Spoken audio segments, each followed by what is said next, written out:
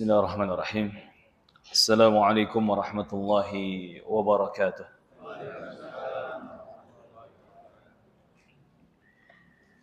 الحمد لله حمدا كثيرا طيبا مباركا فيه كما يحب ربنا ويرضى. أشهد أن لا إله إلا الله وحده لا شريك له إقرارا به وتوحيدا، وأشهد أن محمدا عبده ورسوله. اللهم صل على محمد وعلى آل محمد كما صليت على إبراهيم وعلى آل إبراهيم إنك حميد مجيد. اللهم بارك على محمد وعلى آل محمد كما باركت على إبراهيم وعلى آل إبراهيم إنك حميد مجيد. Amma ba'd, segala puji bagi Allah Subhanahu wa taala yang masih menjaga kita di atas banyak kenikmatan. Dan tidak ada nikmat yang lebih berharga, yang lebih bermakna, yang lebih besar daripada nikmat iman dan Islam. Terlebih kita pun diberi kemudahan untuk bisa mengenal Allah Subhanahu wa taala dengan tauhid yang sebenarnya dan mengenal Nabi kita Muhammad sallallahu alaihi wasallam sayyidun nas dengan ajaran-ajaran sunnah yang beliau wariskan. Alhamdulillah alladzi bi ni'matihi tatimmus shalihat. Dan termasuk nikmat yang harus senantiasa kita syukuri dan kita jaga adalah nikmat keamanan. Aman dari konflik dan peperangan, aman dari bencana alam dan musibah, aman dari berbagai macam hal yang ditakutkan oleh manusia. Di mana kalau kita melihat di beberapa tempat di hari-hari ini, tidak sedikit saudara kita, khususnya setanah air, ataupun saudara kita seiman di belahan dunia manapun, mereka masih dihadapkan kepada ujian demi ujian. Maka kita yang selamat, kita yang diberi aman, kita yang diberi banyak nikmat, jangan lupa untuk berdoa kepada Allah Azza wa Jalla, mendoakan kebaikan-kebaikan untuk mereka semua. Karena doa adalah bantuan yang paling besar dan bantuan yang paling bermanfaat. Baru setelah doa kepada Allah Azza wa Jalla untuk mereka, kita berusaha melakukan apapun yang bisa kita lakukan secara real, secara nyata untuk bisa meringankan beban kesulitan mereka. Allahumma ihfadhum min kulli su'in wa makruh. Allahumma sallimhum wa ghannimhum. Allahumma sallimhum wa ghannimhum fid dunya wal akhirah. Allahumma amin. Kaum muslimin dan muslimat, para pejuang fillah rahimani wa rahimakumullah, berbicara tentang sebuah rumah tangga, maka berlaku pepatah kita, tak ada gading yang tak retak. Tak ada gading yang tak retak. Karena memang semua gading yang dimiliki oleh gajah-gajah itu pasti mempunyai keretakan. Dan rumah tangga kondisinya mirip seperti sebuah gading. Tidak ada yang mulus tanpa retak. Tidak ada yang sempurna tanpa cacat dan kekurangan. Rumah tangga siapapun Jangankan rumah tangga manusia biasa, bahkan rumah tangga orang-orang yang istimewa, orang-orang yang dispesialkan oleh Allah Azza wa Jalla, ternyata rumah tangga mereka juga diuji dengan keretakan demi keretakan. Masih ingat tentang kisah konfliknya Fatimah bintu Muhammadin sallallahu alaihi wasallam dengan Ali bin Abi Thalib radhiyallahu anhum. Sekelas Fatimah putri Nabi Muhammad sallallahu alaihi wasallam dan Ali bin Abi Thalib, di mana Ali ini merupakan orang keempat, manusia terbaik keempat setelah Nabi Muhammad sallallahu alaihi wasallam. Namun beliau pun mengalami sesuatu yang menjadi ujian di dalam rumah tangganya. Namun iman dan takwa kepada Allah menyelamatkan Ali beserta Fatimah. Lihat, ketika Ali dan Fatimah berseteru dalam rumah tangganya, maka Ali pergi keluar dari rumahnya dan memasuki masjid. Masuk ke masjid Nabi sallallahu alaihi wasallam. Sampai Ali bin Abi Thalib berbaring di dalam masjid yang ketika itu masih berlantaikan pasir,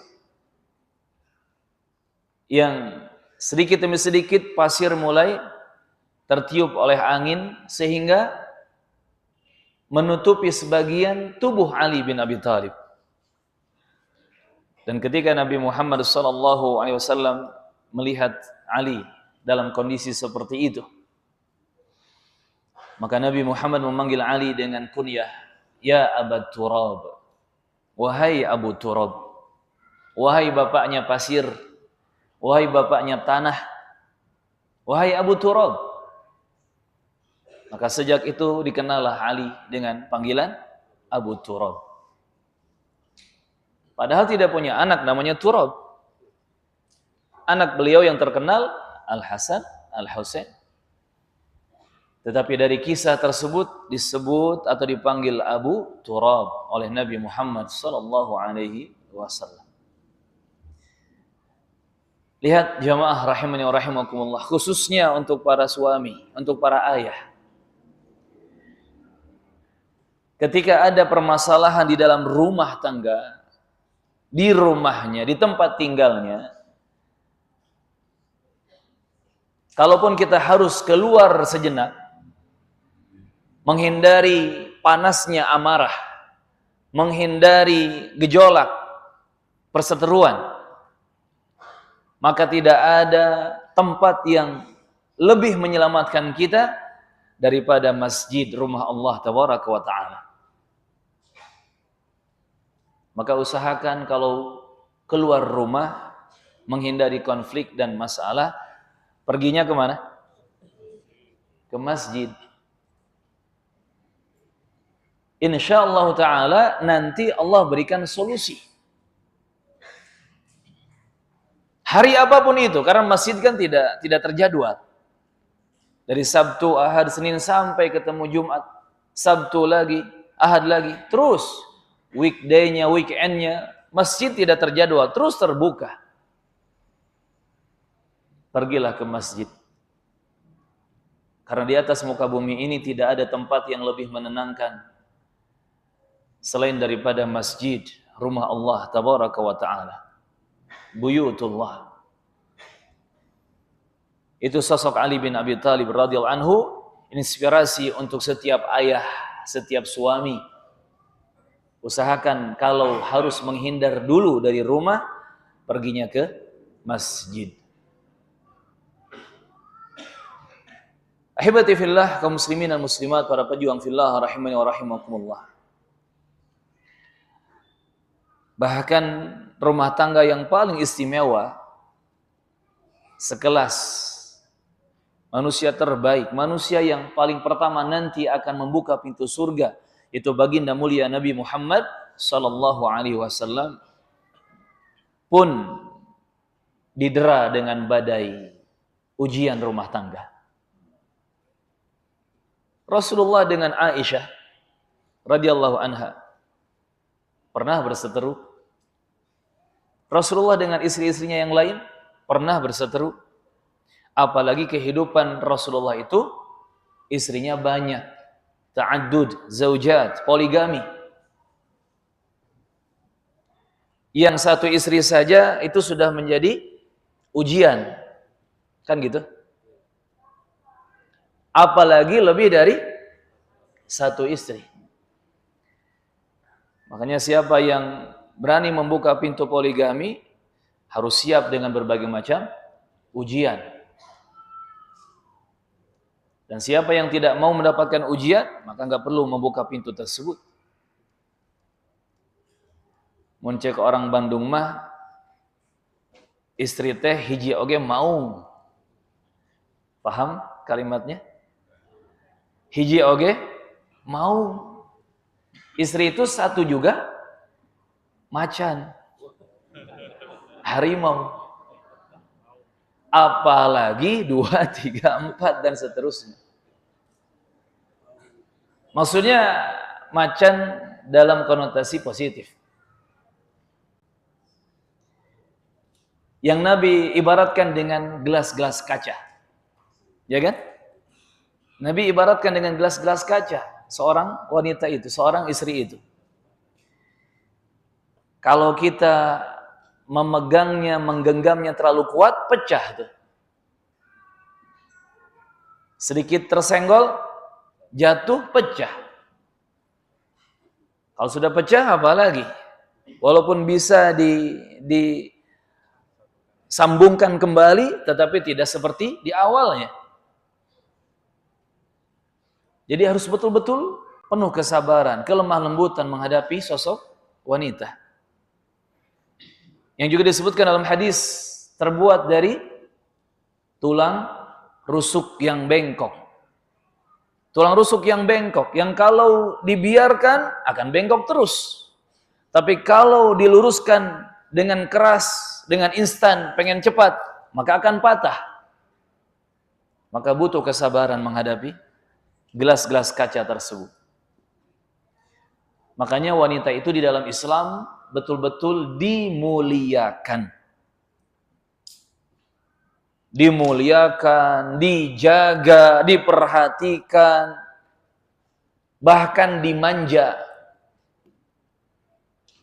Subhanallah, tidak ada agama yang memuliakan wanita dengan begitu luar biasanya, dengan begitu hebatnya, kecuali hanya agama Islam ini.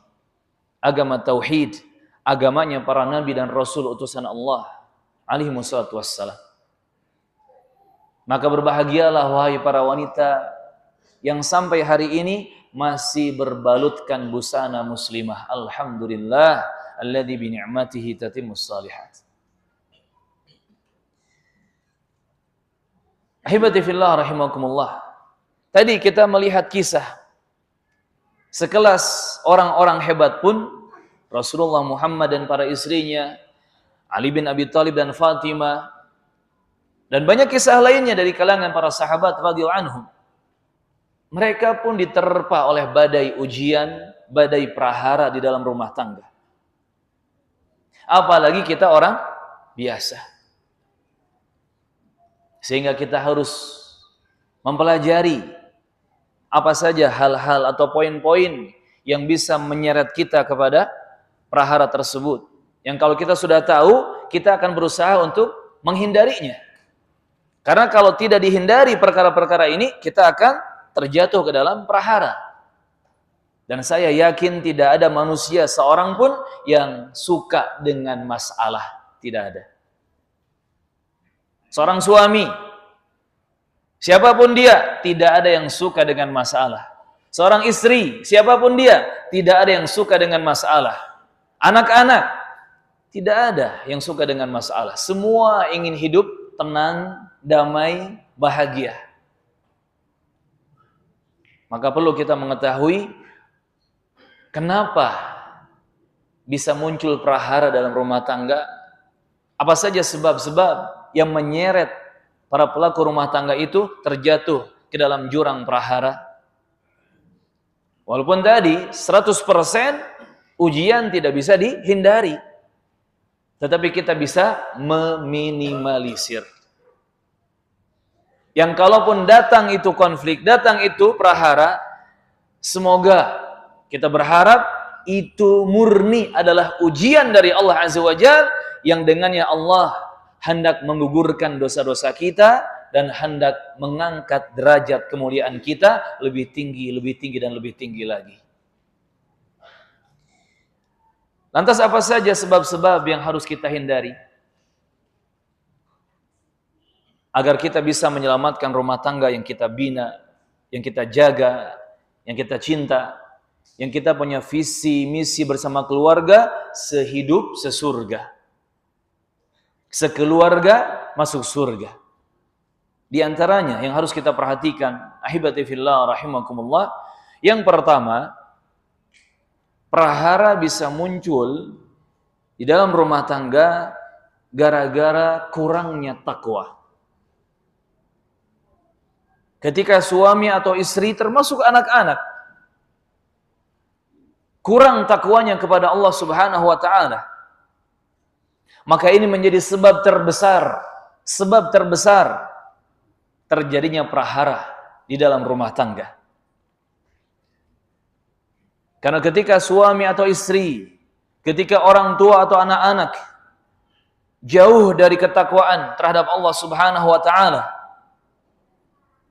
maka yang akan masuk mengendalikan mereka semua adalah setan-setan. Setan-setan masuk dari pintu yang sangat banyak. Pintu syahwat dimasuki. Pintu amarah dimasuki. Pintu emosi, pintu ego dimasuki. Sehingga mereka, para pelaku rumah tangga beserta rumah tangganya dikendalikan oleh setan-setan. Wal'iyadzubillah. Namun ketika takwa itu ada, bahkan takwa dijaga, setan tidak akan bisa mengganggu rumah tangga orang-orang yang bertakwa. Allah Subhanahu wa taala berfirman di surah At-Talaq ayat yang kedua. Ini ayat sering kita baca. Karena hampir setiap masalah solusinya ada di ayat ini. Kata Allah Azza wa Jalla, "Wa may yattaqillah yaj'al lahu makhraja." Dan siapa yang bertakwa kepada Allah Subhanahu wa taala, maka Allah akan berikan untuknya jalan keluar, solusi, pertolongan, kunci masalah Allah berikan kepada hamba tersebut. Karena sebab apa? Karena sebab takwa. Wa man yattaqillaha, bagi siapa saja yang bertakwa kepada Allah Subhanahu wa taala. Dan takwa itu simpel. Perintah Allah dikerjakan, larangan Allah ditinggalkan. Yang Allah dan Rasulnya syariatkan, sukai, ridhai, perintahkan, itu kita kerjakan. Kita ambil. Kita mencukupkan diri dengan hal-hal tersebut. Dan segala apa yang Allah dan Rasulnya larangkan, benci, murkai, itu kita jauhi. Itu takwa kepada Allah Subhanahu wa ta'ala. Maka kata Imam Ibnul Qayyim rahimahullahu ta'ala, takwa Allah, ketakwaan kepada Allah Subhanahu wa taala itu merupakan faktor terbesar adanya keselamatan dari berbagai macam fitnah dan bala. Takwa kepada Allah Azza wa Jalla adalah faktor terbesar yang mendatangkan keselamatan sehingga hamba-hamba itu selamat dari setiap fitnah, godaan, dan ujian hidup, gonjang-ganjing kehidupan, dan juga dari setiap bala, musibah dan bencana. Kunci terbesarnya jika ingin selamat dari itu semua, bertakwa kepada Allah Subhanahu wa taala. Maka hati-hati, jangan sampai takwa kita kurang, apalagi takwa kita lenyap. Na'udzubillah. Itu sebab yang pertama, kurangnya takwa kepada Allah Subhanahu wa taala. Maka ketika suami mengingatkan istri atau istri mengingatkan suami, orang tua mengingatkan anak-anaknya atau sebaliknya, mereka saling mengingatkan tentang syariat Allah, maka seharusnya keluarga yang diingatkan merasa senang, merasa bahagia dan berterima kasih. Diajak sholat, diajak menutup aurat, diajak untuk berhenti dari riba, diingatkan agar tidak berpenyakit lisannya, diajak untuk menjauhi ghibah, namimah, adu domba, diajak untuk mengamalkan amal-amal saleh atau menjauhi perkara-perkara yang salah. Maka seharusnya siapapun dia hendaknya merasa senang dan berterima kasih kepada keluarganya yang telah mengajak dia untuk semakin bertakwa kepada Allah Subhanahu wa taala. Kemudian sebab yang kedua, ahibati fillah rahimakumullah. Prahara di dalam rumah tangga bisa terjadi karena sebab para pelaku rumah tangga tidak menunaikan hak-hak mereka masing-masing. Ketika hak kepada pasangannya, kepada anggota keluarganya tidak ditunaikan, maka itu akan memicu terjadinya prahara di dalam rumah tangga. Nabi Muhammad SAW dalam hadis muttafaqun alaih, riwayat Al-Bukhari dan Muslim, telah mengingatkan, "U'tu kulladzi haqqin haqqahu." Berikan oleh kalian, tunaikan oleh kalian setiap yang memiliki hak itu hak-haknya. Berikan hak-hak itu kepada orang-orang yang berhak untuk mendapatkannya. Ini pesan dan wasiat dari Nabi Muhammad SAW. Ada hak istri yang harus ditunaikan oleh suami, sebaliknya ada hak suami yang harus ditunaikan oleh istri. Sampai nanti ada hak anak-anak, ada hak orang tua dan seterusnya. Contoh misalkan hak suami yang harus ditunaikan oleh istrinya. Ketaatan dalam kebaikan. Ini hak yang harus ditunaikan kepada suami. Taat dalam segala hal yang baik. Menjaga kehormatan dan rumah suami. Dijaga kehormatan dan nama baik suaminya. Dijaga rumah suaminya. Dijaga harta benda suaminya. Dijaga anak-anak suaminya.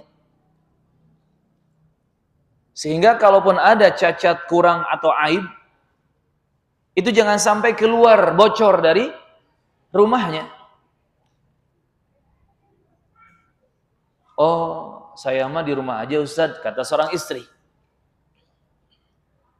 Tapi ternyata jari jemarinya aktif ngetik sana sini. Cerita ke temannya lewat WhatsApp. Curhat di media sosial, bikin status ini dan itu. Wal'iyadzubillah. Yang seperti ini tidak menunaikan hak terhadap suaminya. Padahal kehormatan suami dan rumahnya itu harus betul-betul dijaga.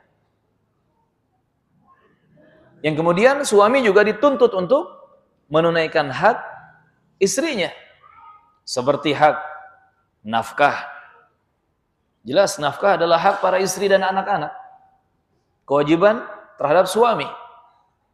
Makannya, minumnya, pakaiannya, tempat tinggalnya.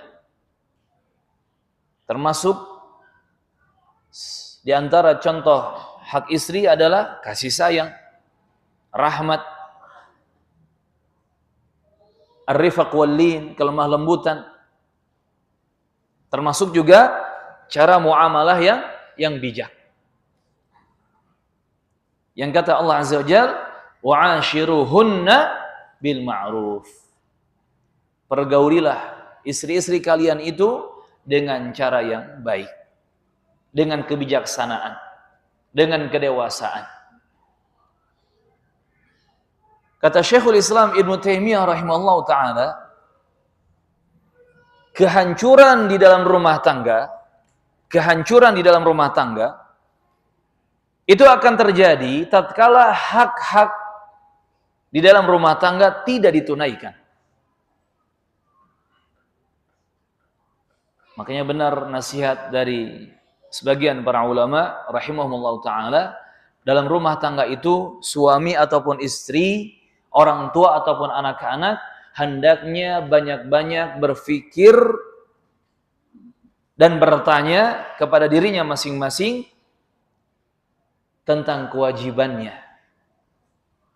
Apakah saya sudah menunaikan kewajiban saya?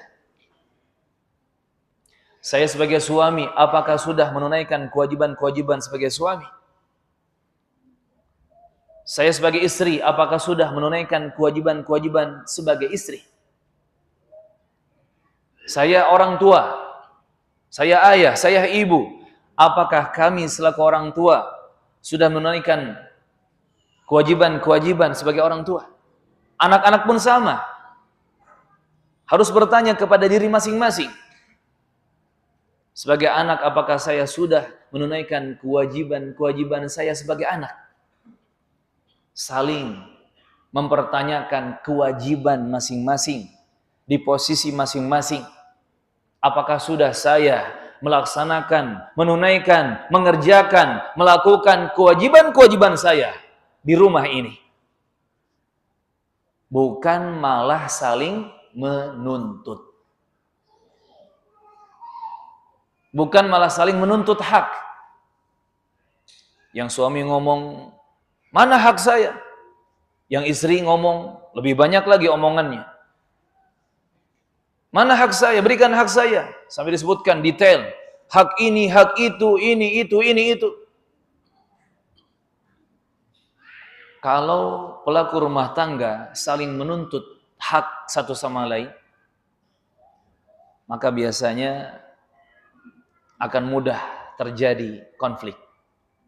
Akan mudah terjadi permasalahan.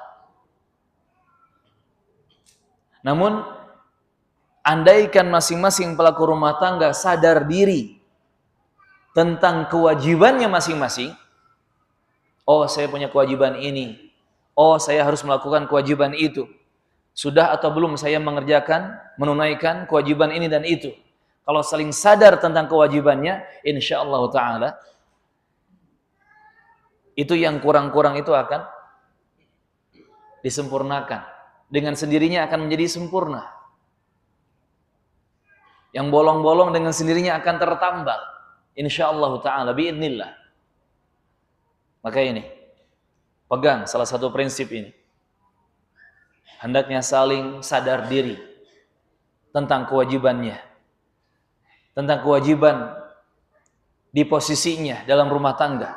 Bukan malah saling menuntut satu sama lain. Karena tadi, ketika hanya saling menuntut, lupa kewajiban ditunaikan, maka banyak hak-hak yang diabaikan. Sehingga akan muncul prahara di dalam rumah tangga. Wal'iyadzubillah. Kehancuran rumah tangga akan terjadi ketika hak-hak itu diabaikan. Itu kata Ibnu Taimiyah rahimahullah ta'ala. Lalu sebab yang ketiga, jamaah rahimani wa rahimakumullah,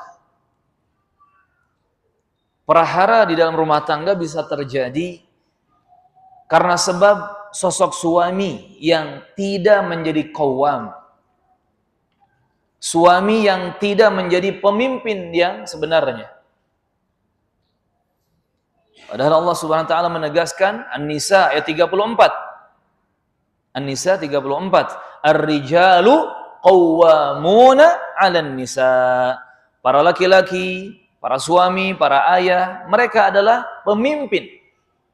Pemimpin yang bijak, pemimpin yang dewasa, pemimpin yang penuh kesabaran, pemimpin yang baik terhadap para wanita. Maka dituntut kita sebagai laki-laki yang menjadi suami, yang menjadi ayah, yang menjadi kepala rumah tangga untuk betul-betul berusaha untuk menjadi qawwam di tengah-tengah keluarganya. Menjadi qawwam di dalam rumah tangganya. Dan seorang qawwam itu tadi kita singgung, dia berusaha dewasa, bijaksana, penyabar, bukan pemarah, berusaha adil, bukan zalim, berusaha untuk perhatian terhadap agama, sama saja agama untuknya ataupun agama untuk keluarganya. Dia tidak lalai terhadap agama. Dan dia pun bertanggung jawab tentang nafkah, tempat tinggal, pakaian, pendidikan, kesehatan, makanan, minuman. Dia bertanggung jawab. Maka ketika seorang laki-laki yang menjadi suami atau ayah, dia tidak berlaku adil, dia lalai dari agama, dia pemarah, dia tidak bertanggung jawab urusan nafkah, maka pasti akan runtuh kepemimpinan yang ada padanya. Kalau kepemimpinannya runtuh, maka rumah tangga akan goyah. Rumah tangga bahkan bisa hancur, bisa amruk. Waliyadzubillah. Maka ini yang ketiga. Jangan sampai para suami, para ayah menjadi sosok yang tidak diridhoi oleh Allah Azza wa Jalla. Jangan sampai. Namun berusahalah menjadi sosok qawwam, qawwamun, yang betul-betul berjalan dengan aturan dari Allah dan Rasul-Nya dalam menjaga, memelihara, bertanggung jawab, mengurusi dan mengasihi, menyayangi para keluarganya. Qawwamun. Jadilah qawwamun sesuai dengan syariat Al-Quran dan juga As-Sunnah An-Nabawiyah. Kemudian yang keempat, ahibati fillah rahimakumullah, penyebab prahara itu ada dalam rumah tangga bisa juga dari sosok istri. Ketika istri tidak mau taat kepada suami dalam perkara ma'ruf, dalam perkara kebaikan. Istri yang tidak taat kepada suaminya dalam kebaikan, ini hanya akan memunculkan berbagai macam prahara dan masalah dalam rumah tangganya. Padahal lewat rumah tangga ini, lewat suami ini, itu jalan menuju surga begitu dimudahkan untuk para wanita. Ingat hadis riwayat Ahmad dan yang lainnya ketika Nabi bersabda sallallahu alaihi wasallam, "Idza salatil mar'atu khamsaha." Seorang wanita itu termasuk para istri. Jika dia mengerjakan salat yang wajib 5 waktu, wa shamat syahraha, dia puasa Ramadan 1 bulan diselesaikan. Yang kalau punya hutang qadha atau fidyah segera diselesaikan. Wa hafizat farjaha, dan dia menjaga kemaluannya, kehormatan dirinya. Wa ata'at ba'alaha, dan dia taat, selalu taat kepada suaminya. Qila laha, maka dikatakan kepada wanita tersebut, udkhulil jannah min ayyi abwabil jannati syi'ti. Masuklah engkau ke dalam surga Allah dari pintu surga mana saja yang engkau kehendaki. Mudah saja jalannya, jemaah. Salat wajib 5 waktu, puasa Ramadan, menjaga kemaluan dan kehormatan diri, taat kepada suami. Ini jalan termudah untuk seorang wanita mencapai dan memasuki surga Allah Tabaraka wa Ta'ala. Maka tadi, ketika istri mulai tidak taat kepada suami dalam perkara kebaikan, hati-hati. Ini akan menjadi pemicu munculnya prahara. Padahal kaidahnya, selama perintah dan instruksi dari suami adalah untuk kebaikan, tidak menyelisihi syariat, dan tentunya sesuai dengan kodrat wanita, maka itu wajib ditaati. Wajib ditaati. Yang setelah ketaatan tersebut, maka Allah akan datangkan banyak kebaikan bagi mereka. Sampai para ulama salaf rahimahumullah ta'ala menjelaskan bahwa ketaatan istri kepada suaminya itu menjadi aslus sakinah, pondasi sakinah, pondasi ketenangan hidup, pondasi ketentraman, kedamaian rumah tangga. Jadi kalau ingin kita mendapatkan istilah samawa, sakinah, mawadah, warahmah, itu pondasinya ada pada ta'atuz zaujah lizauj, taatnya istri kepada suami. Bukan dibalik. Bukan suami harus taat kepada istri, bukan. Ini justru musibah. Kamu nggak taat sama saya, kamu kan suami saya. Kebalik, Bu, kalimatnya. Karena ada sebagian wanita seperti itu. Entah merasa si wanita ini paling cantik dibandingkan suaminya, merasa paling cantik dibandingkan suaminya. Entah dia merasa punya harta, entah dia merasa punya kedudukan, entah dia merasa anaknya siapa gitu, entah dia merasa paling berilmu, hafidhah Quran 30 juz, suaminya baru juz 30. Apapun kelebihan yang istri miliki, ingat, selamanya taat itu dari istri kepada suami. Bukan dibalik. Bukan dari suami kepada istri, bukan. Taat dalam rumah tangga yang itu menjadi pondasi sakinah, kehidupan yang tenang, tentram, gemah ripah loh jinawi, dimulai dengan ketaatan istri kepada suami dalam hal yang ma'ruf, perkara-perkara yang tidak menyelisihi syariat, tidak menyelisihi syariat dan sesuai kodrat wanita tentunya. Maka hati-hati wahai para istri, ketika seorang istri mulai berani membantah, sudah mulai tidak menghormati suami, tidak menjaga kehormatan suami atau rumahnya,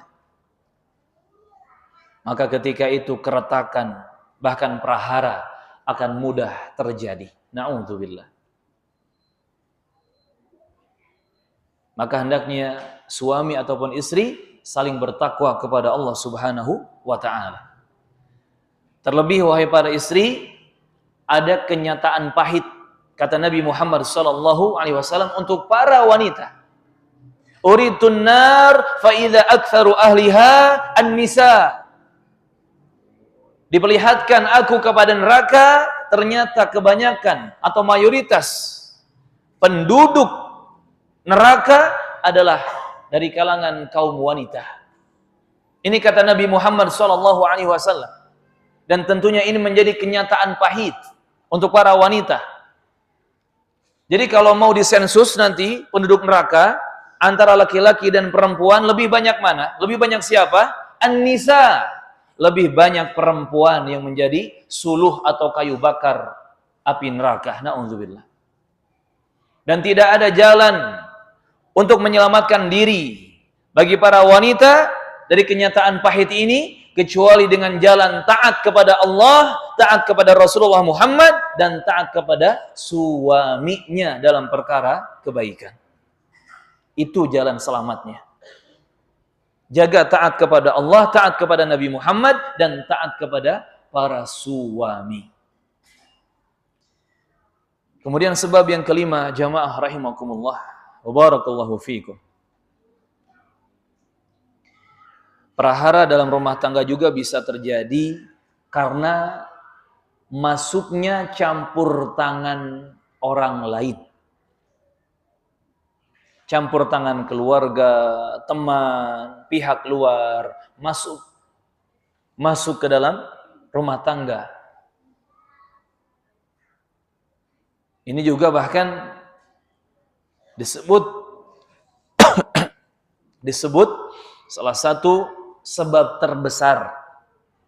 Kata sebagian ulama, sebab terbesar keretakan rumah tangga, konflik rumah tangga, di antaranya ini. Masuknya campur tangan orang luar ke dalam rumah tangga seseorang. Makanya dalam syariat Islam ini, dalam syariat Islam yang mulia ini, Allah Subhanahu wa taala melarang mengumbar urusan keluarga. Urusan keluarga itu bukan konsumsi publik. Yang manis-manisnya ataupun yang pahit-pahitnya sama saja. Yang bahagianya, yang enak-enaknya ataupun yang sedihnya, yang ributnya. Urusan rumah tangga, urusan keluarga itu bukan untuk diumbar. Bahkan Allah Subhanahu wa taala justru memuji orang-orang yang betul-betul merahasiakan urusan rumah tangganya. Allah Subhanahu wa taala memuji hamba-hamba yang betul-betul merahasiakan, menjaga dan menutup kerahasiaan rumah tangganya, kerahasiaan keluarganya. Di antaranya Nabi menyebutkan dalam hadis riwayat Muslim, kata Nabi Muhammad sallallahu alaihi wasallam, "Inna min syarrin nasi 'indallahi yaumal qiyamah."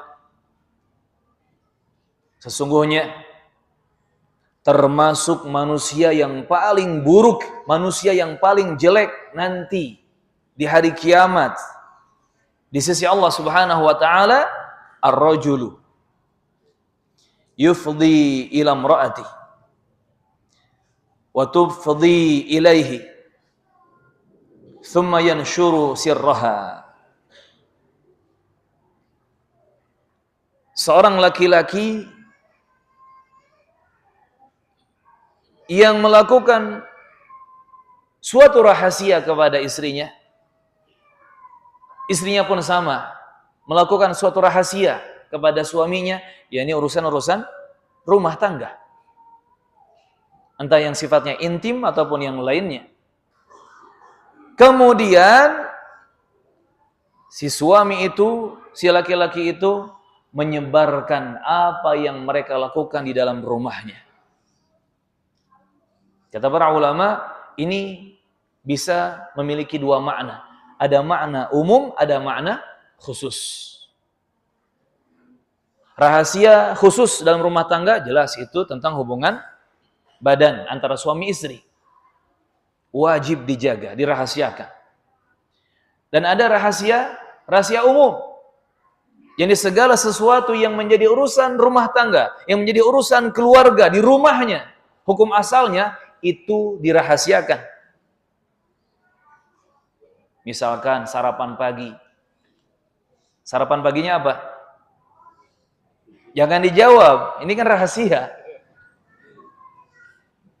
Ketika tidak ada maslahat, tidak ada kebutuhan, lalu kita menceritakan.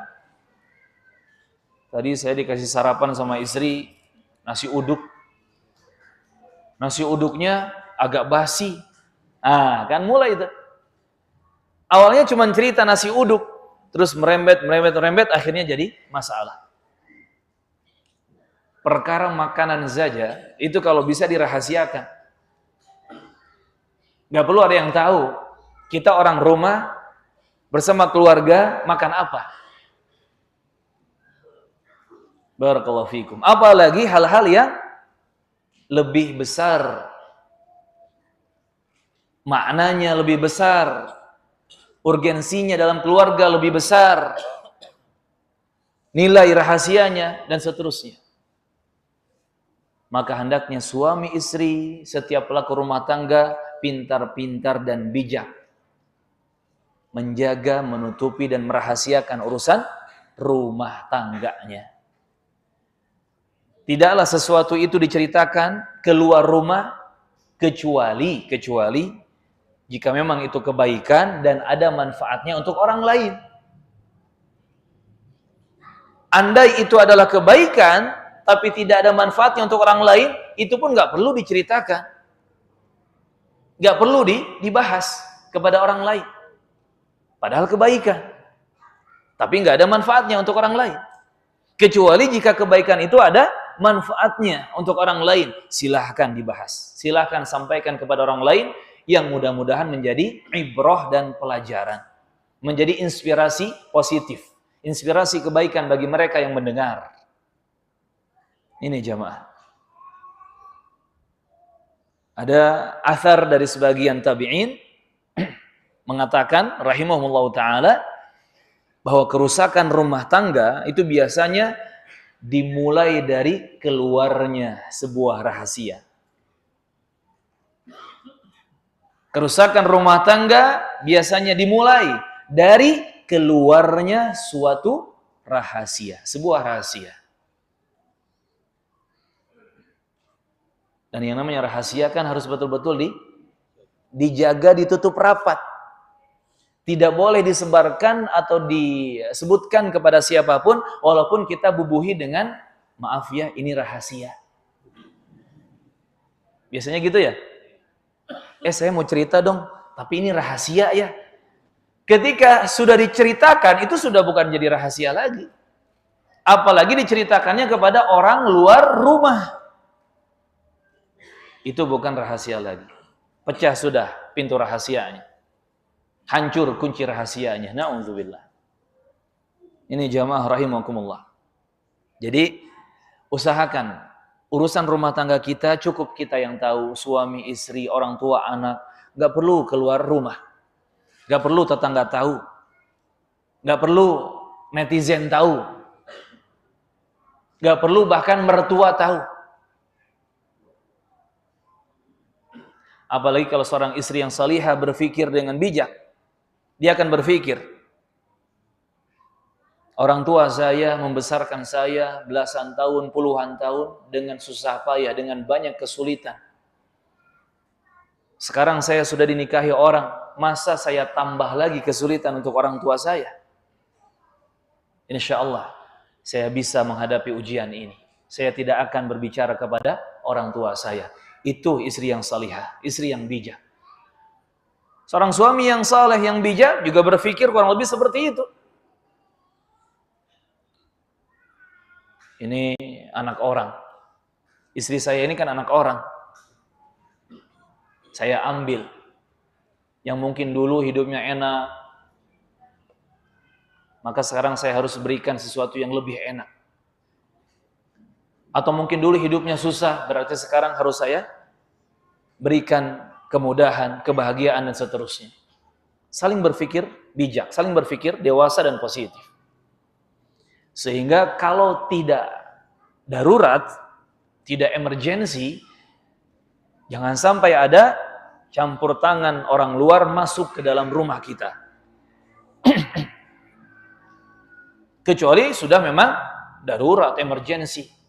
Ancamannya nyawa. Sudah betul-betul di luar kewajaran dalam sebuah rumah tangga. Tapi kalau masih masalah hal-hal yang wajar, yang ya mungkin pagi marah-marah, nanti malam juga ketawa bareng lagi. Atau bahkan mungkin hanya selisih pintu saja. Sekarang marah-marah, lalu bubar, yang satu ke dapur, yang satu ke kamar mandi.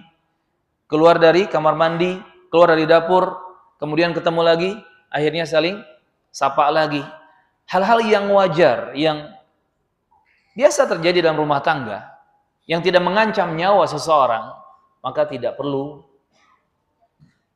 dimasukkan ke dalam yang campur tangan orang luar. Tidak perlu diumbar keluar rumah. Termasuk lewat media sosial.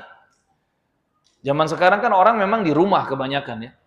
Tetapi beritanya bisa keluar kemana-mana. Gara-gara handphone, gara-gara internet, gara-gara medsos. Nah itu pun sama. Jangan sampai urusan rumah tangga, urusan keluarga kita diumbar ke publik lewat media sosial atau internet. Itu sama saja hukumnya. Barakallahu fikum.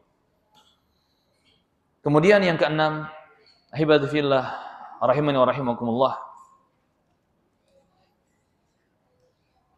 Prahara rumah tangga bisa juga terjadi karena sifat buruk yang ada pada suami atau istri. Sifat buruk yang ada pada orang tua ataupun anak-anak. Seperti apa? Amarah, emosian. Ini sifat buruk. Cemburu yang berlebihan. Bahkan ada seorang istri cemburu terhadap ibu mertuanya.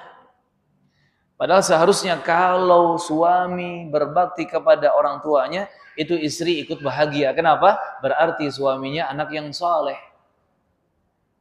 Berarti suaminya betul-betul menjaga salah satu pintu surga yang dimilikinya. Bukan dicemburui. Harusnya disyukuri. Suaminya saleh, suaminya baik. Termasuk sifat yang buruk adalah keras kepala. Keras kepala ini apa bahasa Arabnya? Qaswatur ra'si mungkin ya. Qaswah itu kan keras, ar-ra's itu kepala. Kalau kerasnya hati kan qaswatul qalbi. Kalau ini qaswatur ra'si. Keras kepala. Na'udzubillah. Dan sifat-sifat buruk lainnya. Dan sifat-sifat buruk lainnya. Hendaknya dihindari. Karena sifat buruk hanya akan membuka pintu masalah dan konflik di dalam rumah tangga. Contoh kecil misalkan.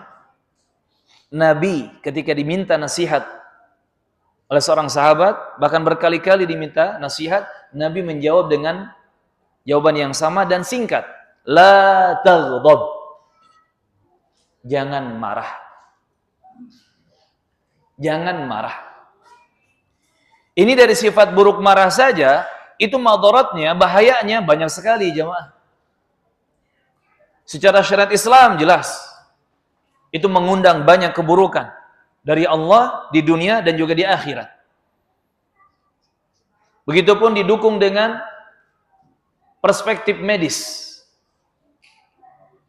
Amarah atau kemarahan itu yang diluapkan oleh seorang manusia, itu hanya akan mendatangkan banyak keburukan.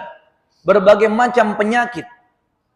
Bisa belasan bahkan puluhan jenis penyakit atau cacat pada tubuh atau kelemahan pada tubuh disebabkan oleh amarah. Maka Nabi ketika mewasiatkan dan menasihatkan la taghdab, jangan engkau marah, itu sudah nasihat paling benar itu. Wasiat yang paling indah. La taghdab. Jangan engkau marah. Wahai suami, la taghdab, jangan engkau marah. Wahai istri, la taghdab, jangan engkau marah. Wahai ayah, wahai ibu, la taghdab, jangan engkau marah. Wahai anak, la taghdab, jangan engkau marah. Karena sifat buruk hanya akan tadi membuka pintu konflik dan masalah dalam rumah tangga. Termasuk ini, kemarahan, amarah. Sampai para ulama banyak yang menjelaskan bahwa al-ghadab babus syaitan. Marah itu adalah pintunya setan. Kalau seseorang marah, berarti dia membuka pintu untuk masuknya setan. Setan kalau sudah masuk mendekati kita, apa dia diam, ngopi bareng saja? Hah? Enggak jemaah, enggak mungkin cuma ngopi bareng saja. Pasti setan melakukan banyak manuver yang akan membahayakan kita, bahkan bisa membinasakan kita dan keluarga. Na'udzubillah. Kata Imam Ibnul Qayyim rahimahullah ta'ala, amarah, al-ghadab, kemarahan, itu hanyalah api yang akan membakar kasih sayang. Jadi rahmat, mawaddah dan rahmah, kasih sayang, saling cinta, saling respek, itu semua akan hilang, dibakar oleh kemarahan. Makanya orang kalau marah, yang dia ingat apa? Yang dia ingat hanya keburukan dan kurang-kurangnya lawan bicara dia. Dia lupa dengan semua kebaikan yang diberikan oleh lawan bicaranya. Termasuk seorang istri ketika marah kepada suami, atau sebaliknya ketika suami marah kepada istri, walaupun suami lebih bisa menahan diri, lebih bisa berpikir rasional atau bijak. Itu jamaah. Betul kata Imam Ibnul Qayyim rahimahullah, kemarahan atau amarah hanyalah api yang membakar kasih sayang yang ada. Na'udzubillah. Kan rugi bertahun-tahun kita memperjuangkan kasih sayang, atau dalam satu hari saja berjam-jam, belasan jam, bahkan mungkin lebih dari 20 jam kita memperjuangkan kasih sayang, kemudian terbakar, lenyap kasih sayang itu, kebaikan-kebaikan itu hanya karena satu amarah. Waliyadzubillah. Maka kalau mau cemburu, misalkan dalam rumah tangga, cemburulah dengan cemburu yang syar'i. Bukan dengan cemburu yang bid'ah atau cemburu yang mengandung dosa. Bukan dengan cemburu buta. Karena cemburu buta itu hanya akan merusak hubungan yang ada, bahkan membuka pintu-pintu prahara. Na'udzubillah. Kalau mau cemburu silakan, tetapi cemburu yang syar'i. Kan kalau kita misalkan urusan kredit saja. Kalau kita ambil kredit yang syar'i, aman nggak? Aman kan? Nggak ada dosa ribanya, tidak diperangi oleh Allah dan Rasulnya, tidak menyulitkan kita.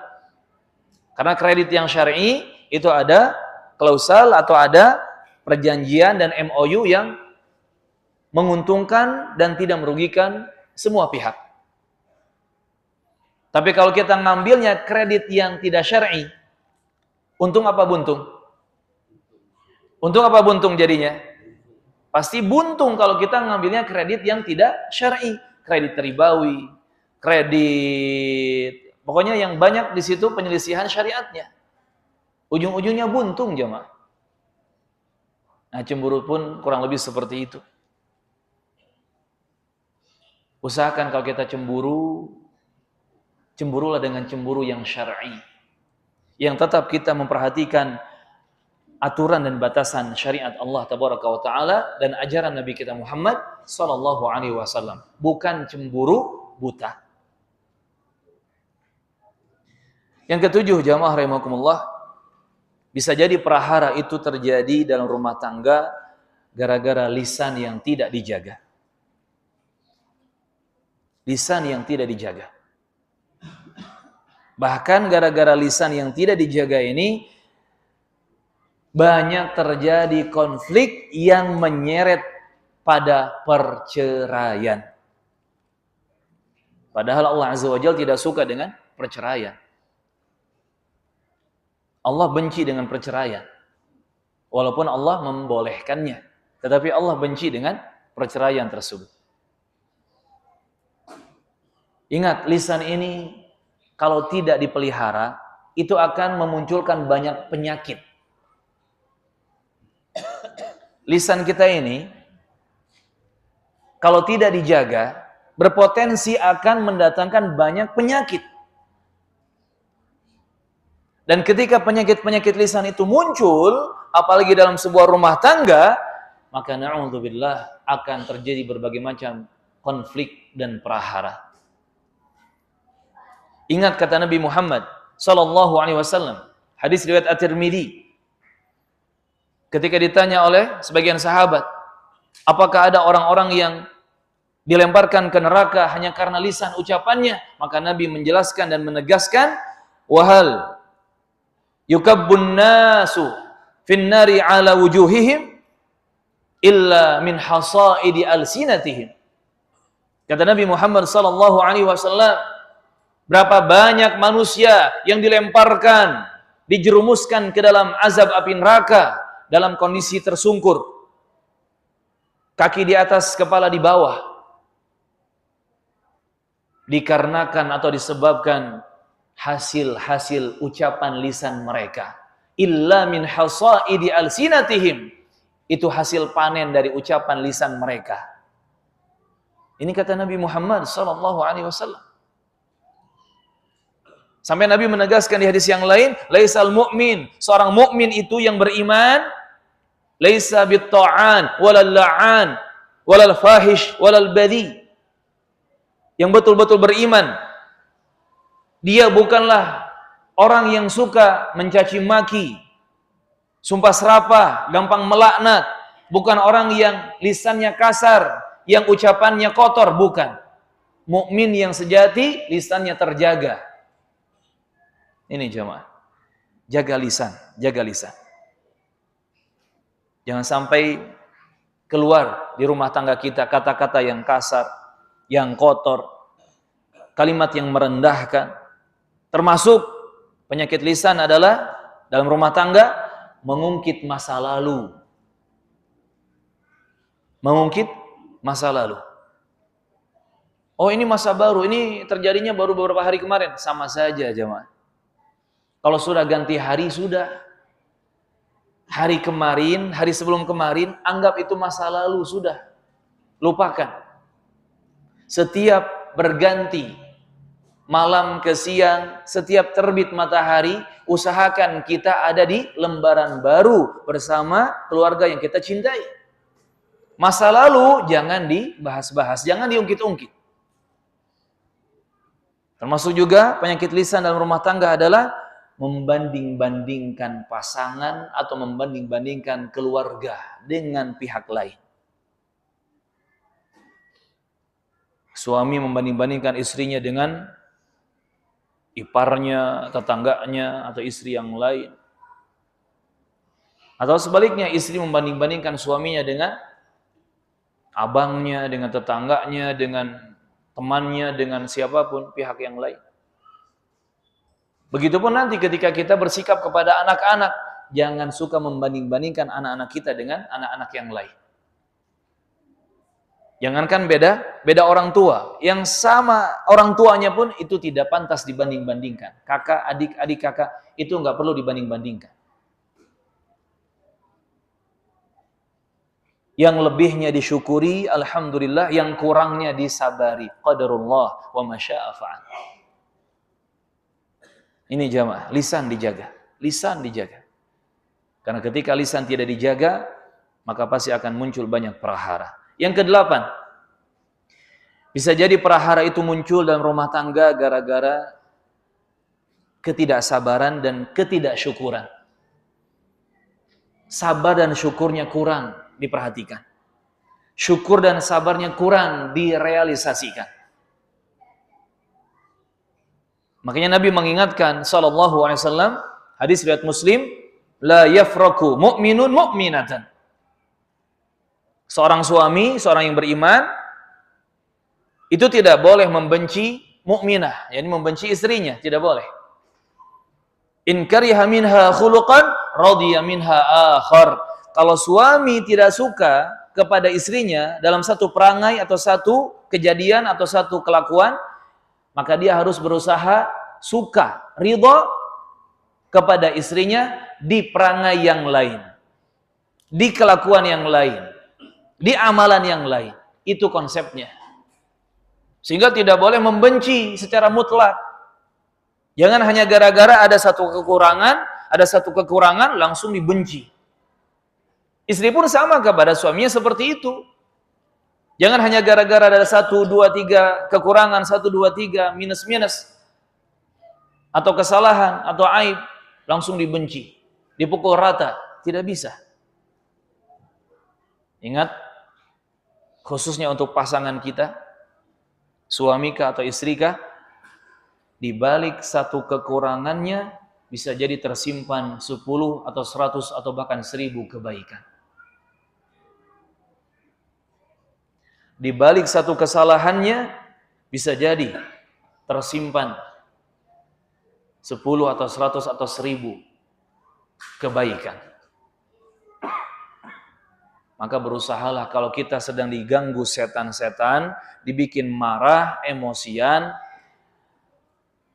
tahan diri, tenangkan diri dulu, mulai dari jangan ngomong apa-apa, mulutnya ditutup, tangannya diam, tangannya disimpan di bawah, tangannya didiamkan, tenangkan diri, sambil berpikir, membandingkan kebaikan dan keburukan pasangan saya.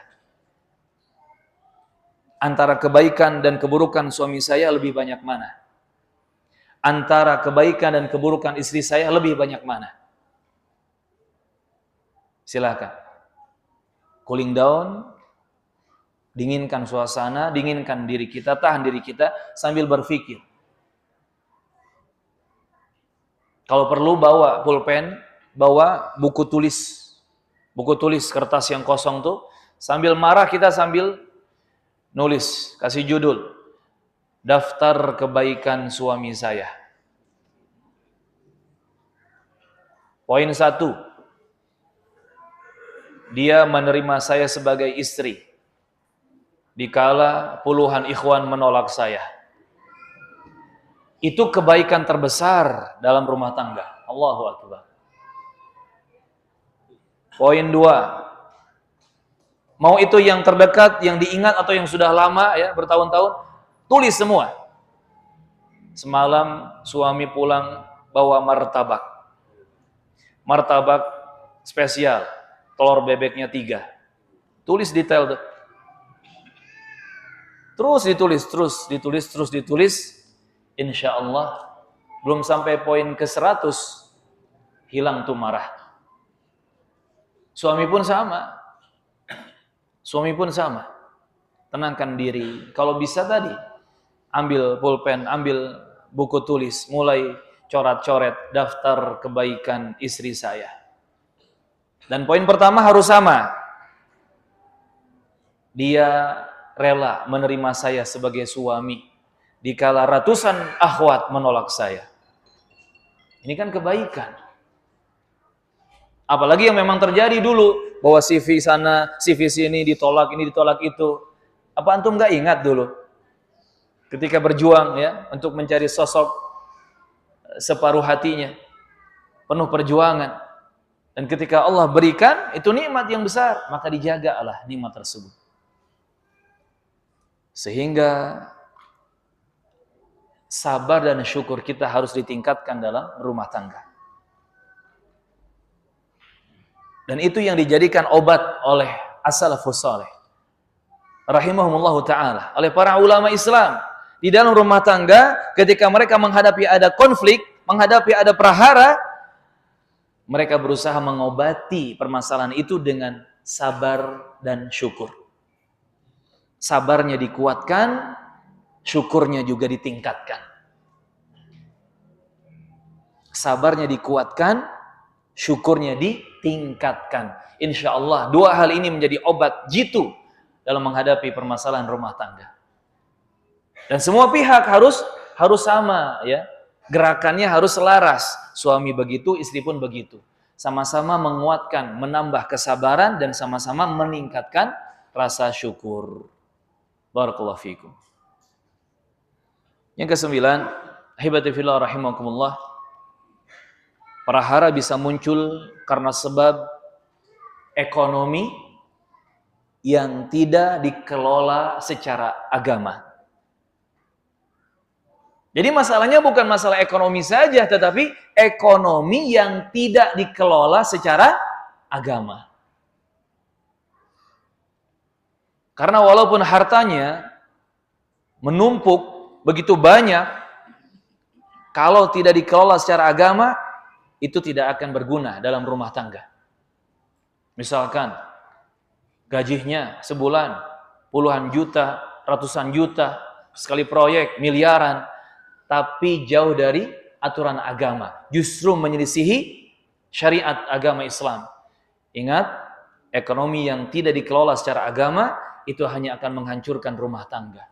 Na'udzubillah.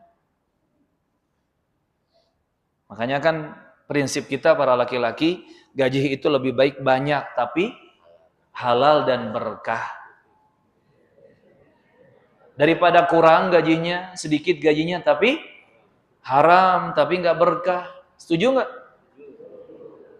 Harapannya mah gitu ya. Walaupun ternyata dihadapkan kepada ujian. Gak apa-apa, yang penting halal dan berkah. Itu nomor satu. Yang penting halal dan berkah. Karena kemiskinan, kekurangan itu tidak otomatis merusak, tidak. Tetapi yang merusak itu adalah ekonomi atau krisis ekonomi yang dibarengi dengan krisis iman. Kalau hanya sekadar krisis ekonomi, itu nggak jadi masalah. Orang-orang hebat sudah melaluinya.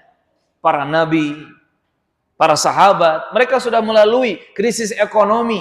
Dan mereka lalui dengan mudah. Tetapi yang jadi masalah adalah ketika ada krisis ekonomi, dibarengi krisis iman. Krisis agama. Ini yang bermasalah. Maka rumusnya, krisis ekonomi ditambah krisis iman sama dengan ledakan konflik. Ledakan prahara rumah tangga. Oleh karenanya di sini bukan hanya ekonomi saja yang diperhatikan tentang perkembangannya, tentang tatawurnya kalau kata orang Arab ya, semakin maju semakin pesat berkembang, bukan hanya itu, tetapi juga bumbu imannya harus diperhatikan. Semakin dimudahkan usahanya, bisnisnya, kerjaannya, urusannya, maka harus semakin berkualitas keimanannya, semakin dijaga sholatnya, semakin dijaga lisannya, semakin ikut kajiannya, rajin lagi, semakin semangat hadir di masjid dan majelis ilmu dan seterusnya. Kata Allah Azza wa Jalla di surah At-Taghabun ayat ke-11, "Wa may yu'min billahi yahdi qalbah." Siapa yang betul-betul beriman kepada Allah, Allah akan berikan hidayah, petunjuk pada hatinya. Iman jemaah, itu yang menyelamatkan, termasuk ketika mengelola sebuah ekonomi dalam rumah tangga, mengelola pemasukan, pengeluaran, mengelola keuangan dalam rumah tangga. Iman jangan dilupakan. Maka kelolalah keuangan, kelolalah ekonomi dan rumah tangga secara agama. Barakallahu fikum. Maka nanti kita akan dibimbing oleh Allah Azza wa Jalla. Hati kita dibimbing, syariat secara keilmuan juga membimbing kita. Kalau sudah dikelola secara agama, pasti kita akan terhindar dari hal-hal yang buruk. Seperti contoh, kita nggak boros. Ini dikelola secara agama, nggak boros. Kita jujur, amanah dalam masalah keuangan.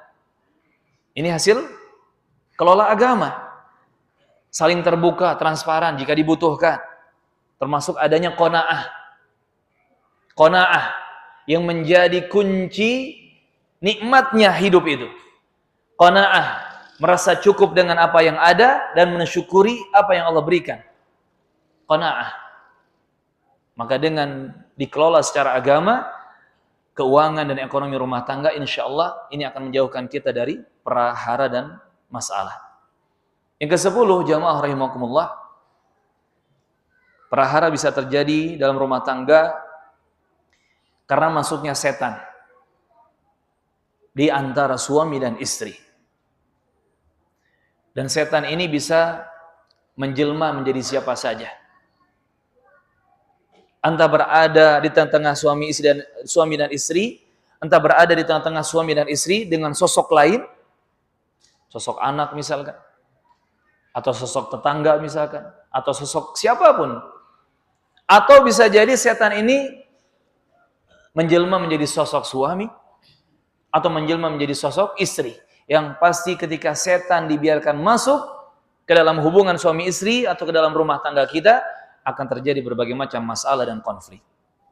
Oleh karenanya, tutup rapat pintu kita dari masuknya setan. Salah satu contoh yang disyariatkan, misalkan ketika maghrib sudah tiba, disunahkan kita untuk betul-betul menutup pintu, menutup jendela. Anak-anak jangan di luar, harus diam di rumah, di dalam, kan gitu. Ditutup semua pintu dan jendela rumah kita agar setan tidak masuk. Itu secara zahir. Dan secara maknawi, secara hissi, kita tutup pintu-pintu rumah kita agar tidak dimasuki setan dengan cara apa? Jaga sholat wajib 5 waktu. Zikir setelah sholatnya juga dibaca. Zikir pagi dibaca, zikir sore dibaca. Baca Quran rutin dibaca setiap hari. Tutup pintu-pintu untuk setan. Ingat kata Nabi Muhammad sallallahu alaihi wasallam dalam hadis riwayat Muslim, "Inna iblisa yad'u arsyahu 'alal ma." Iblis itu meletakkan arsy-nya atau singgasananya di atas air. Jadi ingin mencontoh Allah Azza wa Jalla, tetapi tentunya tidak akan sama dengan apa yang Allah miliki. Fayaqulu ma taraktuhu hatta farraqtu bainahu wa baina imraati. Singkat cerita, iblis bertanya kepada bala tentaranya, setan-setan, tentang kejahatan apa yang telah berhasil dilakukan oleh bala tentaranya. Dan iblis ingin yang paling dahsyat, kejahatan yang paling jahat. Fayaqulu, maka salah satu tentara iblis berkata, tidaklah aku meninggalkan dia, seorang suami, tidak aku membiarkan dia, sepasang suami istri, sampai dia menceraikan istrinya, sampai mereka cerai-berai. Fayudnihi minhu, maka si raja iblis atau si iblis yang menjadi raja setan-setan ini mendekat kepada bala tentara yang berhasil mencerai-beraikan, membuat cerai suami istri. Artinya apa? Konflik dan rumah tangga, apalagi sampai terjadi perceraian, itu adalah hasil kejahatan yang paling jahat dari tangan-tangan setan. Nah, kalau kita mempermudah kerjaannya setan-setan dengan kita melakukan konflik, ribut terus, permasalahan dibiarkan, prahara dibiarkan terjadi, berarti kita memudahkan kerjaannya setan. Dan ingat, kerusakan rumah tangga yang dilakukan oleh setan itu adalah kejahatan yang paling jahat yang diapresiasi, bahkan dipuji oleh iblis, oleh rajanya setan-setan. Na'udzubillah. Yang kata Imam Ibnul Jauzi rahimahullah, tidak ada kegembiraan iblis yang lebih besar daripada hancurnya keluarga muslim. Tidak ada kegembiraan iblis yang paling besar daripada hancurnya keluarga muslim. Na'udzubillah.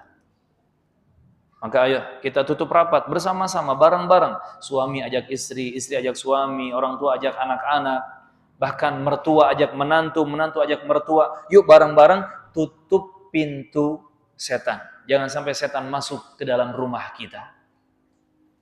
Kalau bisa dikasih tulisan besar tuh di luar pintunya, setan dilarang masuk, tanda serunya 3. Kan biasanya suka ada tulisan ya, pengamen dilarang lewat, kan gitu. Anjing dilarang menggonggong, padahal anjing nggak bisa baca juga ya. Coba kita tulis, setan dilarang masuk. Maksudnya, kita bikin tulisan dengan tadi amalan kita. Zikir yang rutin, sholat dijaga, baca Qur'annya dirutinkan. Termasuk keluar rumah, masuk rumah, baca zikirnya, baca doa dan bacaannya. Jangan dilupakan. Barakallahu fiikum. Yang ke-11 kita kebut saja. Bisa jadi prahara muncul dalam rumah tangga karena kurangnya ilmu agama. Karena tidak mau belajar tentang agama Islam. Maka pelajarilah ilmu agama, pelajarilah tauhid dan sunnah Nabi sallallahu alaihi wasallam, khususnya ilmu tentang hak-hak pasangan, ilmu tentang adab perselisihan. Itu ada etikanya, ada ya, akhlak dan adab menghadapi perselisihan. Ilmu tentang manajemen emosi, manajemen amarah, bagaimana cara mengelola emosi kita. Itu ada ilmunya, silakan dipelajari. Termasuk tuntunan syariat, tuntunan Quran dan sunnah dalam bergaul, dalam bermuamalah di rumah tangga ataupun di luar rumah tangga. Nah, ilmu-ilmu seperti ini harus dipelajari. Karena ketika kurang ilmu, kurang belajar agama, maka prahara akan mudah dicetus. Na'udzubillah. Yang ke-12, prahara juga bisa terjadi gara-gara mata dan hati yang tidak dijaga. Makanya kan dalam Islam ada kewajiban ghaddul basar. Bukan hanya untuk laki-laki, yang perempuan pun wajib ghaddul basar. Karena di surah An-Nur Allah memerintahkan ghaddul basar ini sama saja kepada mukmin yang laki-laki ataupun mukminah yang perempuan. Semuanya wajib ghaddul basar, menjaga pandangan mata dan juga menjaga hati. Karena tatkala hati dan mata tidak dijaga, prahara akan bermunculan. Termasuk hati-hati dengan media sosial, internet, handphone, laptop, televisi di zaman sekarang. Di mana media-media tersebut, jika kita salah menggunakannya, itu pun akan merusak mata kita dan hati kita. Padahal kata Allah Azza wa Jalla, An-Nur ayat 30, Qul lil mu'minin yaghuddu min absarihim. Katakan kepada orang-orang yang beriman agar mereka memalingkan pandangan mereka. Bukan hanya menundukkan, tetapi memalingkan pandangan, yakni dipalingkan dari sesuatu yang tidak boleh dilihat, dipalingkan dari sesuatu yang haram untuk dilihat. Sama saja laki-laki ataupun perempuan, ada kewajiban untuk mereka ghaddul basar, sama saja offline kah ataukah online. Ghaddul basar offline wajib, online juga wajib. Ghaddul basar di realita nyata depan mata kita ataupun lewat media sosial internet sama, wajib ghaddul basar.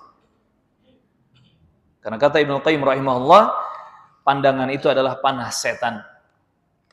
Pandangan mata adalah panah setan. Panah setan yang merusak rumah sebelum merusak hati. Gara-gara mata, rumah kita rusak, hati kita rusak. Na'udzubillah. Yang terakhir, yang ke-13, atau sebelum terakhir, kita ambil 14 poin. Yang ke-13,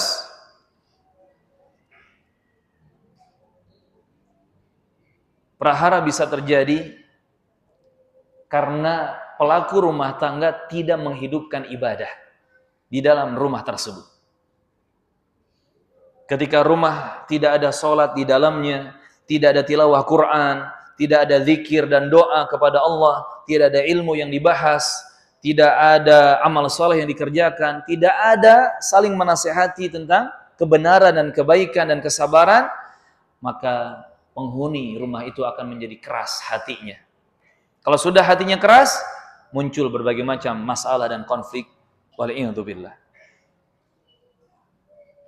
Terakhir, yang ke-14, prahara juga bisa terjadi gara-gara sifat egois. Tidak mau mengalah satu sama lain. Susah minta maaf ketika salah dan susah memaafkan ketika orang minta maaf karena kesalahannya. Egoisme. Dan kesulitan dalam minta maaf atau memaafkan. Ini pun akan memicu prahara rumah tangga. Padahal kata Nabi, khairukum li ahli. Yang terbaik dari kalian adalah yang akhlaknya bagus, yang akhlaknya baik terhadap keluarganya. Maka hiasi rumah tangga kita, jamaah rahimakumullah, dengan tiga saling. Saling berterima kasih, saling bersyukur, sekecil apapun kebaikan keluarga kita. Walaupun hanya rutinan dikasih air minum setiap hari, setiap sarapan, setiap makan siang dan seterusnya. Walaupun hanya rutin ya, segelas air disampaikan atau diberikan kepada kita, jangan lupa ucapkan terima kasih, jazakillah khairan, syukron, hatur nuhun, ya, hatur thank you dan seterusnya. Ini saya ucapkan kepada panitia, jazakumullah khairan atas air minumnya. Bismillah. Yang kedua, saling menahan diri, saling sabar. Seberat apapun ujiannya, apalagi kecil, saling menahan diri lah, saling sabarlah. Walaupun hati saya sakit, wah telinga saya sakit, wah saya nggak terima. Seberat dan sebesar apapun ujiannya, saling menahan diri lah, saling sabar. Yang ketiga, saling meminta maaf dan memaafkan. Biasakan meminta maaf jika salah, sengaja ataupun nggak sengaja. Dan juga biasakan memberikan maaf. Karena ada tipikal manusia yang egois, yang dia ini sombong, ketika ada pihak lain minta maaf tetapi dia tidak mau memaafkan. Walaupun ya dia punya hak untuk tidak memaafkan. Tetapi bukankah ketika memaafkan setelah itu akan banyak kebaikan yang datang? Bukankah ketika kita memaafkan satu pihak Allah akan mendatangkan banyak kebaikan? Coba jaga tiga saling ini. Saling berterima kasih, bersyukur, saling menahan diri, bersabar, saling meminta maaf dan memaafkan. Insyaallah rumah tangga akan terjauh dari prahara dan masalah-masalah. Itu 14 poin yang menjadi sebab kenapa prahara terjadi dan muncul dalam rumah tangga.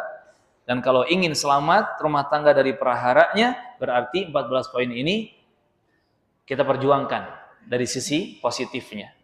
Barakallahu fikum. Silakan jika ada pertanyaan. Maksimal sampai jam berapa? Jam 11. Oh, sudah jam 11 kurang 2 menit. Ini banyak pertanyaan yang masuk, menandakan banyak prahara terjadi. Ini nggak mungkin terjawab semuanya ya.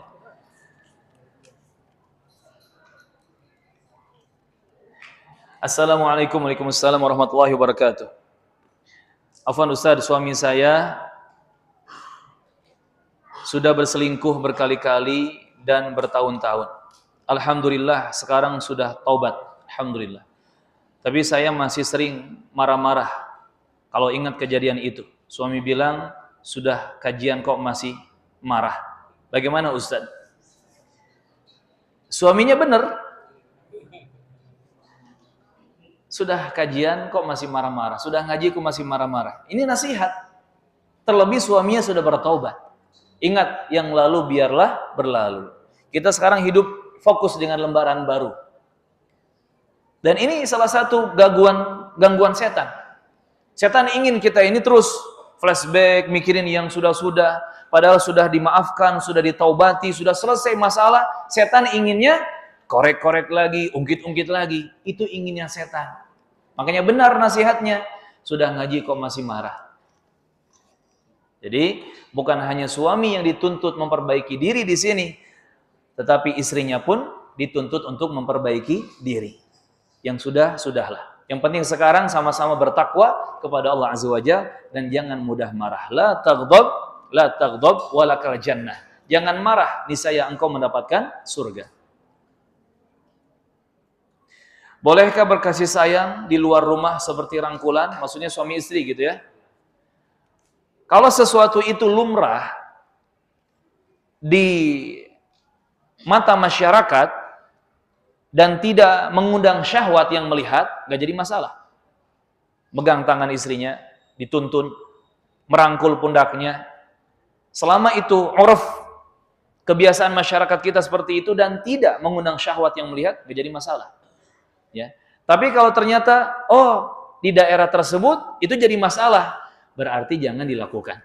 Ya, kembalikan kepada uruf, kebiasaan masyarakat setempat. Wallahu a'lam.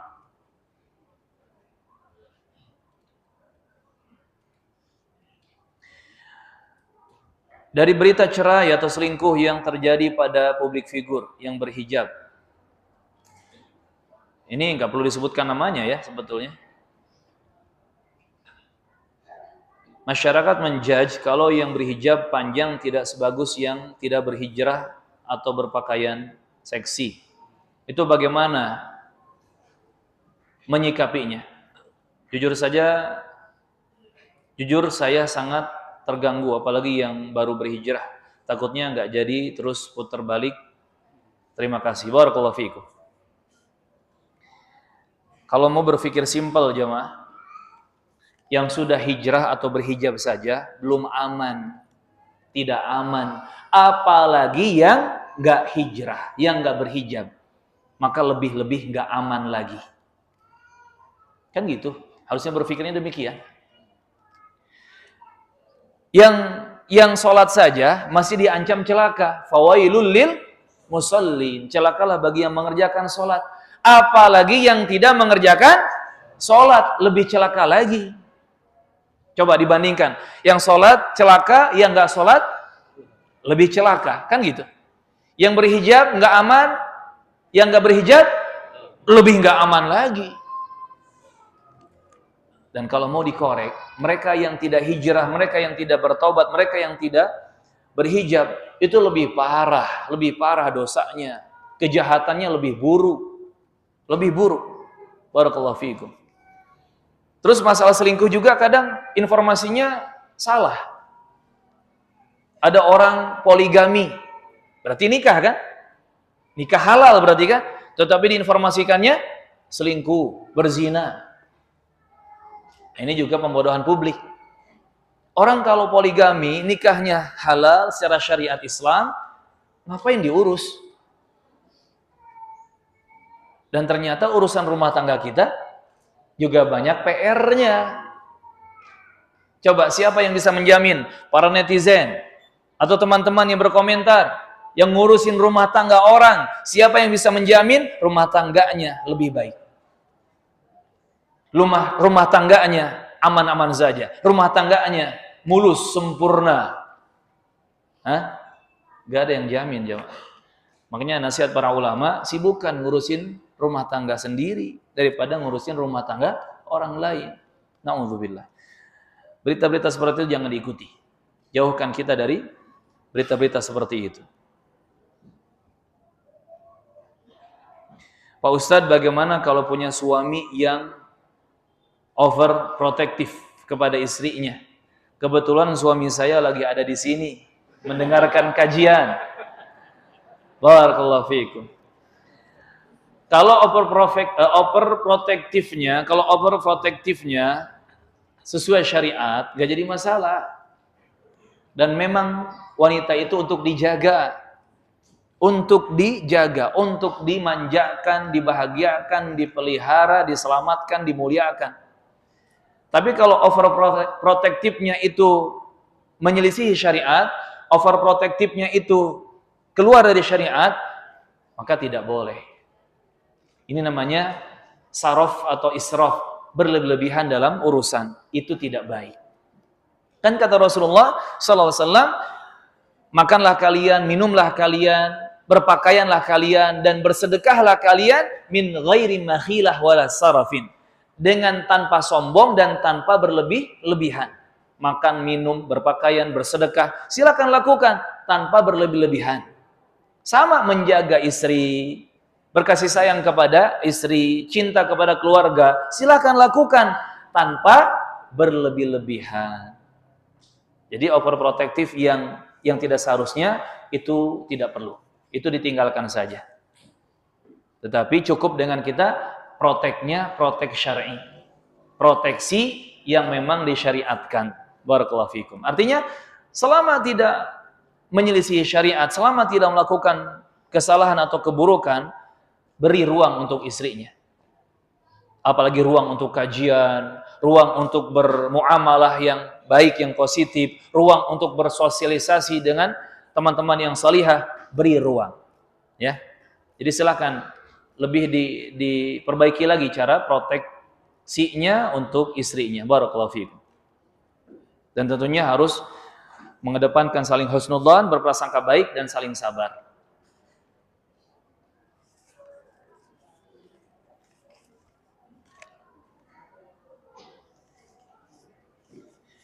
Ini bahkan banyak pertanyaan yang lembarannya besar-besar ya, tulisannya panjang-panjang. Seperti sedang di BAP oleh petugas kantor polisi. Ini mohon maaf jika tidak terjawab semua. Bagaimana cara menasehati istri yang saat marah suka mencela suaminya dengan sebutan binatang ya. Barakallahu fiikum. Suami ketika itu hendaknya sabar dan meninggalkan. Tinggalkan dulu. Jangan direspon, jangan dibalas. Tinggalkan dulu. Sambil doakan dia, Allahu yahdik, Allahu yahdik. Semoga Allah memberimu hidayah. Dan kita perbanyak isti'adzah billah, a'udzubillahi minasyaitonir rajim. Tapi jangan didengar oleh dia. Jangan di depan muka dia. Makin marah nanti dia. Sambil kita ngaleos atau sambil kita melipir ya, kita ucapkan dalam diri kita, a'udzubillahi minasyaitonir rajim. Biarkan dulu dia tenang. Kadang dengan dia sedang marah melihat wajah kita makin marah. Dia sedang marah mendengar suara kita makin marah. Biarkan dulu dia. Biarkan dulu dia sendirian, tenang ya. Kalau sudah tenang baru nanti kita dekati. Kalau kita dekati dia masih akan menggigit atau mencakar, berarti belum beres tuh tenangnya. Belum tenang namanya. Kita jaga jarak lagi. Memang seperti itu ya. Sebagian wanita seperti itu, tapi kita harus maklum, harus memaklumi. Sampai betul-betul tenang, dia bisa sabar, baru kita dekati, kita tanya dengan kalimat yang baik, ajak ngomong. Ada apa? Kenapa? Saya harus bagaimana? Yuk kita cari solusi bareng-bareng. Ingat, rumah tangga ini ibadah, kita ingin selamat dunia akhirat, kita ingin diampuni oleh Allah Azza wa Jalla, kita ingin masuk surga bareng-bareng. Sampaikan visi misi rumah tangga dari awalnya. Tapi ketika marah, jangan sok-sokan kita ini sebagai pawang gitu, jangan. Gak ada yang bisa memawangi seorang istri ketika marah, kecuali hanya hidayah Allah Tabaraka wa Ta'ala. Dulu saya pernah dapat pertanyaan, Ustaz, saya sudah sabar, ngomong lembut, saya peluk dia bahkan. Dia malah makin menjadi-jadi. Nah itu. Makanya mendingan kita tinggalkan dulu, beri dia waktu dan ruang sendirian. Barakallahu fikum. Dan banyak-banyak berdoa kepada Allah agar dia diberi hidayah, agar kita semua diberi pertolongan. Ada istri yang bertanya, kenapa engkau suamiku tidak menjadi orang yang kaya? Mohon nasihatnya Ustaz untuk menjawab pertanyaan istri tersebut. Barakallahu fiikum. Di antara jawabannya, wahai istriku, jika aku menjadi orang kaya, aku tidak akan menikah denganmu.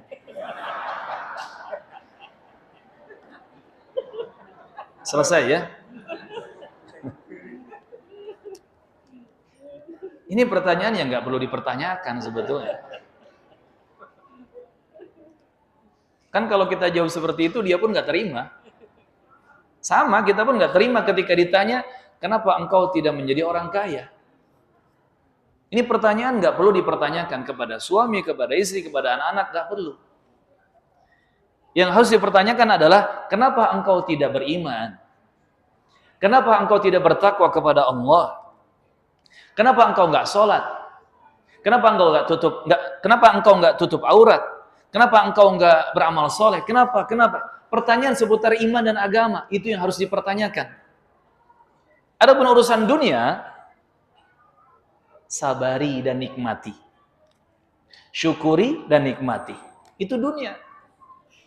Dan tidaklah Allah Azza wa Jalla memberikan kepada kita pasangan, misalkan tadi suami yang miskin atau yang tidak kaya raya, melainkan Allah punya hikmah.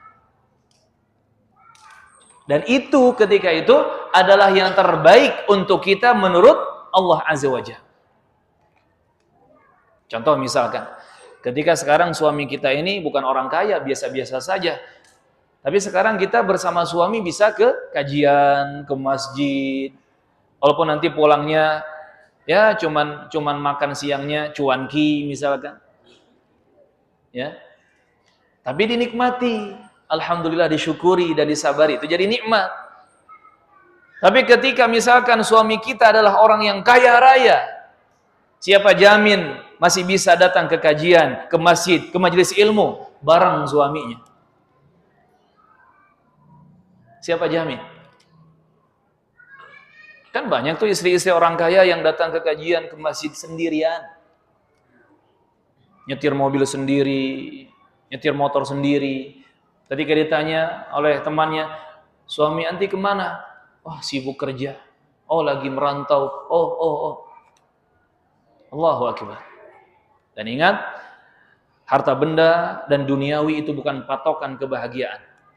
Bukan patokan kenikmatan. Bukan.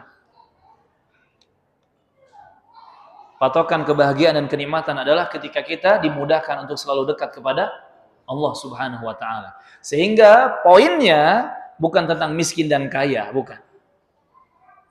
Tetapi tentang kita dekat atau jauh kepada Allah Azza wa Jalla. Saya bersama keluarga, saya bersama pasangan hidup, apakah lebih dekat atau jauh dari Allah Azza wa Jalla? Itu pertanyaannya.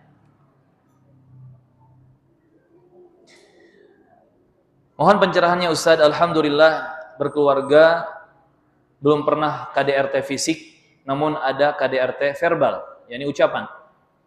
Sudah ada 10 tahun tidak memberi nafkah. Ana berusaha mencukupi kebutuhan keluarga, ingin berpisah namun kasihan mental anak-anak. Berdosakah berkeluarga tapi mati rasa? Berdosakah berkeluarga tapi mati rasa? Pura-pura hanya demi keutuhan keluarga. Tidak berdosa. Jika anti bisa bersabar, insya Allah jadi pahala dan surga.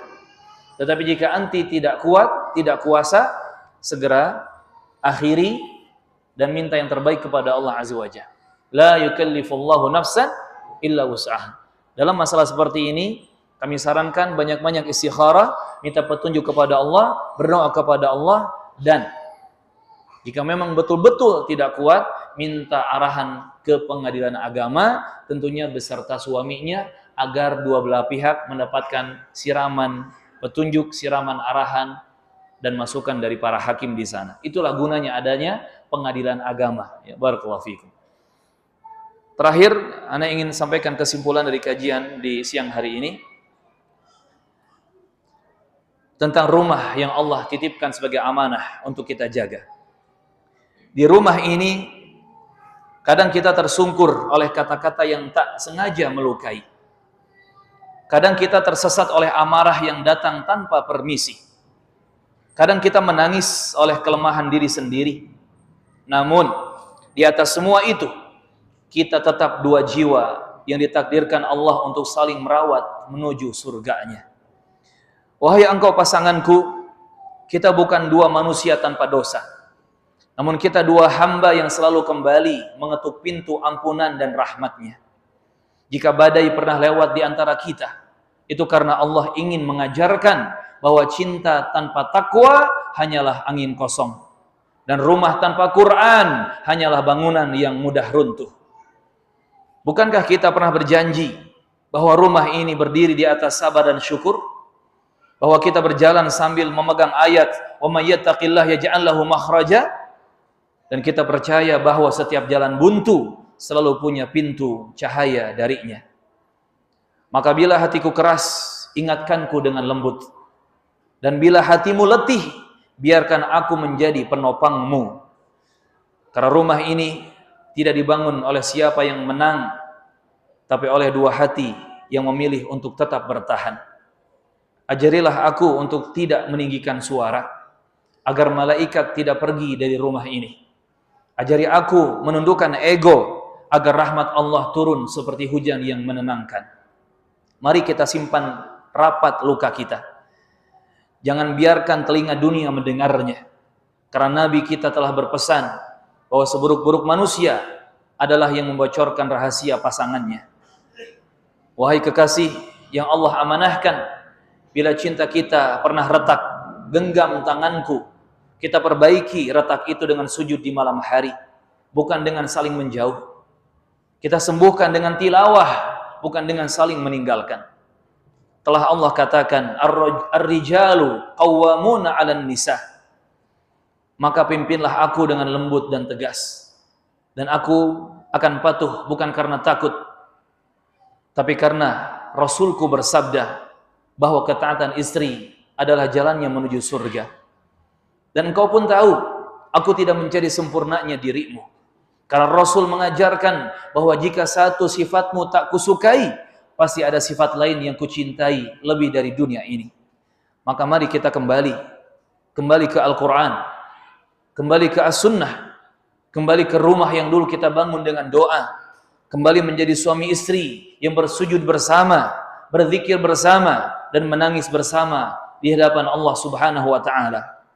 Biarlah dunia berkata apa, asal rumah ini tetap Allah jaga. Biarlah ujian datang, asal tangan kita tetap saling menggenggam.